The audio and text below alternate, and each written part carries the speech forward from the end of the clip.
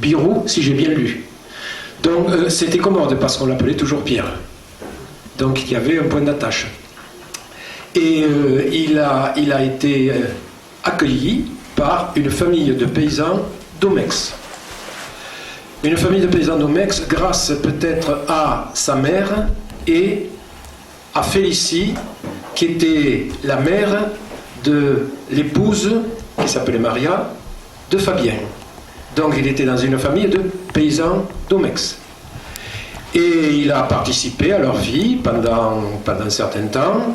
Il connaissait les vaches, je dirais qu'il lui appartenait quand même un peu, à la sonnerie de leurs cloches, et il connaissait toutes les barrières qui conduisaient auprès du roi. Ou entre parenthèses, il y avait aussi un maquis. Mais les échanges étaient faibles entre le village et le maquis, pour des raisons autres, et peu importe. Donc le parcours de Pierre Biron, c'est effectivement un parcours personnel, alors que jusqu'à présent, il s'était interdit d'écrire sur sa personne. Et il considérait que ce qui était neutre dans son enseignement, et son enseignement était neutre, ben, c'était ainsi qu'il devait se comporter. Et pendant très longtemps, il a été dans le déni. Et puis un jour, et il doit peut-être beaucoup à Pierre Assouline, il a décidé de faire une histoire personnelle. Mais une histoire personnelle, je dirais, il parle de lui, mais il parle également du contexte général. Et le contexte général, c'est la politique antisémite de Vichy. Donc, Pierre Biron, vous avez été un enfant caché, vous avez été dans le déni. Est-ce que vous pouvez nous expliquer quelle a été votre vie de petit paysan gascon?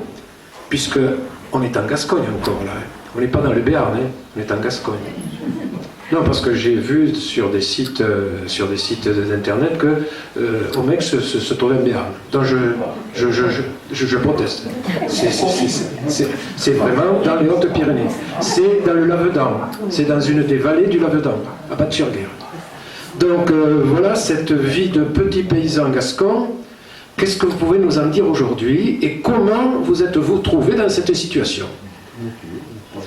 Alors. Je vous remercie beaucoup de cette présentation si amicale. Et finalement, vous avez presque tout dit et on pourrait presque s'arrêter là. Enfin,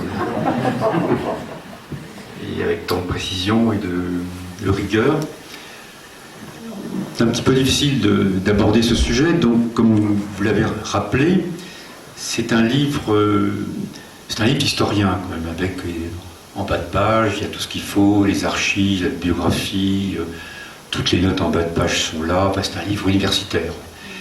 Mais ça n'est pas un livre universitaire comme on les fait habituellement, puisque c'est un livre universitaire qui porte sur une personne spécifique dans un contexte historique particulier. Alors cette personne, il se trouve que c'est moi. Donc il n'existe pas de travaux de ce type parmi les historiens. C'est-à-dire que les historiens, lorsqu'ils font ce qu'on appelle de l'égo-histoire, je ne sais pas si vous connaissez Pierre Nora, Mona Ozouf, Michel Perrault, Georges Duby, les grands historiens, quand ils font de l'égo-histoire, ils racontent une histoire imaginée de leur enfance. Et ce qui est très frappant, c'est que ces historiens n'ont jamais eu l'idée de, pardonnez-moi le gros mot que je vais prononcer, de s'historiciser, c'est-à-dire de se prendre soi-même comme un objet d'histoire, puisque ce sont des collègues qui sont même plus âgés que moi, donc qui auraient pu partir à la recherche, comme Alain Corbin, par exemple, dans son livre récent, qui aurait pu partir, j'aurais pu trouver énormément d'archives locales, vicinales, départementales, les concernant dans leur propre histoire. Et ils ne l'ont jamais fait.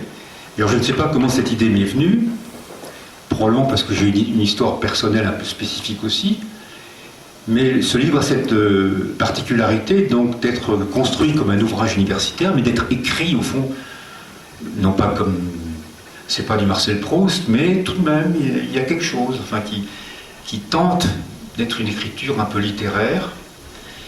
Et cette écriture littéraire est mise au service d'une recherche historiographique sérieuse, avec les notes en bas de page, tout ce qu'il faut. Donc un livre qui est incontestable du point de vue du métier d'historien.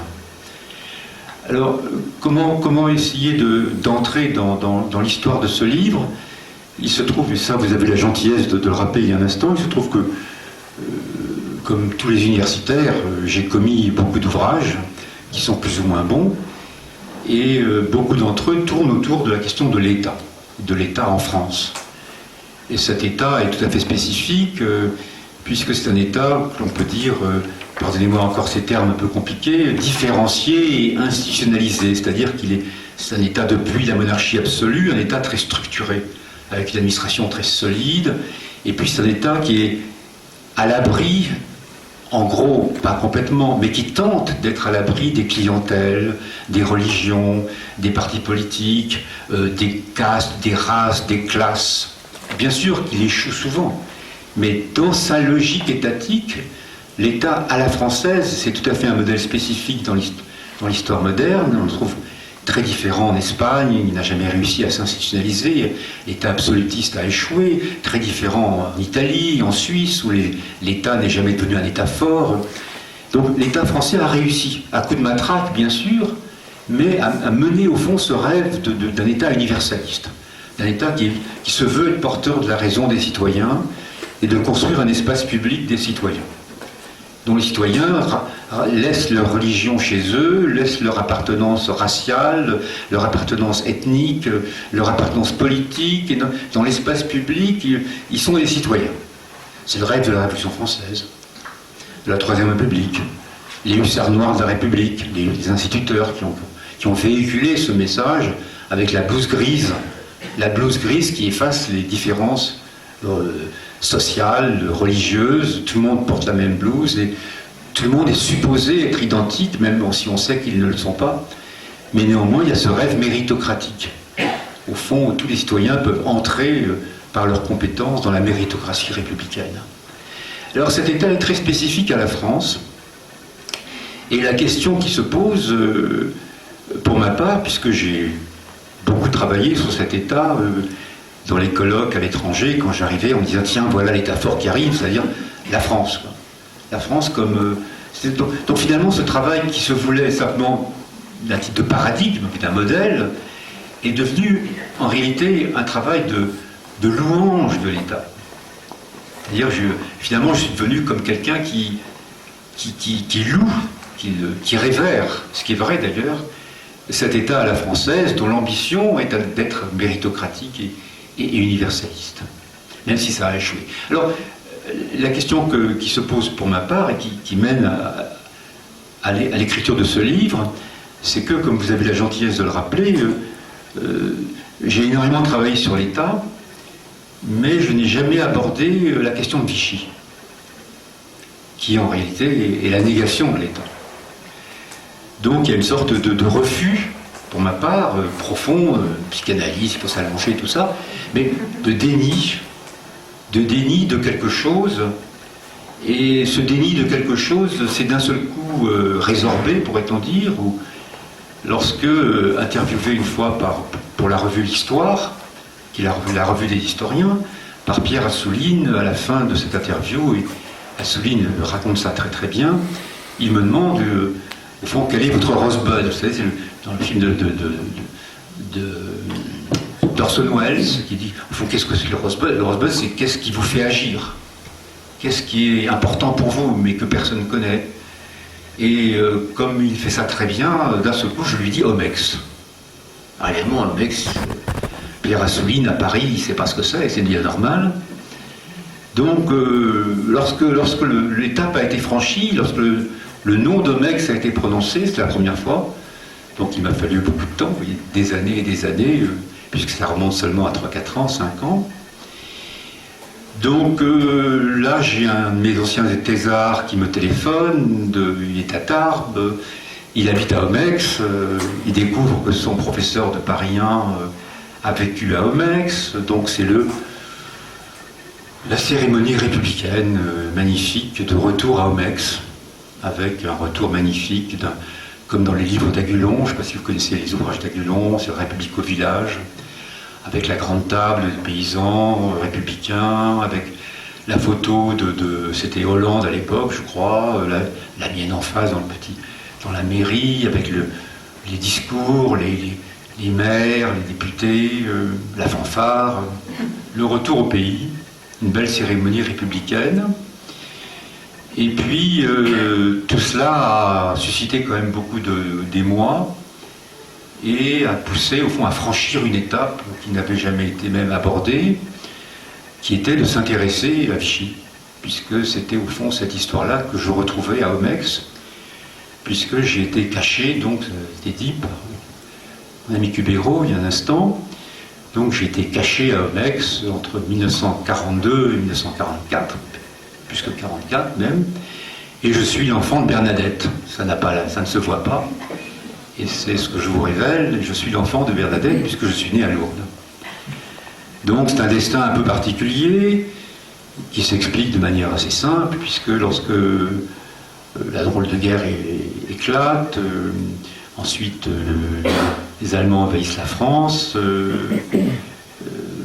donc mes parents qui sont à Paris s'enfuient, prennent un dernier train avec l'armée polonaise en débandade, arrivent à Biarritz, mais à Biarritz il y a déjà pas la milice, mais en tout cas la police qui filtre, donc mon père nous remet dans le train, ma mère enceinte, moi dans le ventre, enfin bon.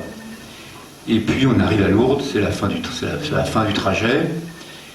Et donc mes parents ont vécu à Lourdes, la famille a vécu à Lourdes pendant 2 ans, jusqu'en 1942, lorsque les rafles de juillet 1942, qui ont touché la zone libre, comme la zone occupée, ont mené donc aussi bien à Paris, à la rafle du Veldiv, qu'en France, à toutes des rafles absolument partout, systématiques, menées par la police française et la milice. Donc à partir de 1942, mes parents déjà nous avaient mis, ma sœur et moi, puisque j'ai une sœur Yvonne, dans des institutions, dans différents internats, avec les poules, les bêtes, enfin tout ça n'allait pas très bien. Et finalement, sur le marché de Lourdes, par hasard, voilà, il y a eu une mise en relation avec une paysanne qui s'appelait Félicie, en effet, qui venait à Lourdes descendre les draps pliés et lavés par Maria dans la montagne et qui les apportait dans les hôtels de pèlerins. Et donc nous voilà partis sur la carriole vers Omex. C'est pas très loin, mais pour un enfant c'est le bout du monde, dans la vallée de la Bête-sur-Guerre, et puis le col du Pibès, et puis le Béout, et puis tous les villages, Aspin, Omex, Ossin, les 4 villages de la vallée là-haut, perdus. Donc j'ai vécu à Omex, aimé et protégé par ces 2 paysans et leur mère. Et j'ai appris le langage, j'ai vécu là-bas,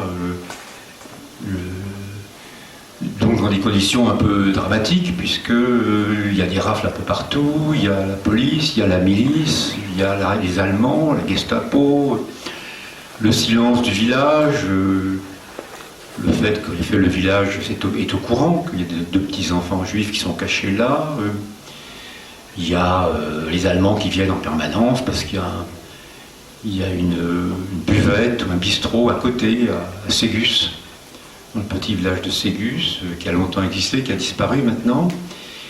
Et donc il y a la troupe allemande qui vient souvent.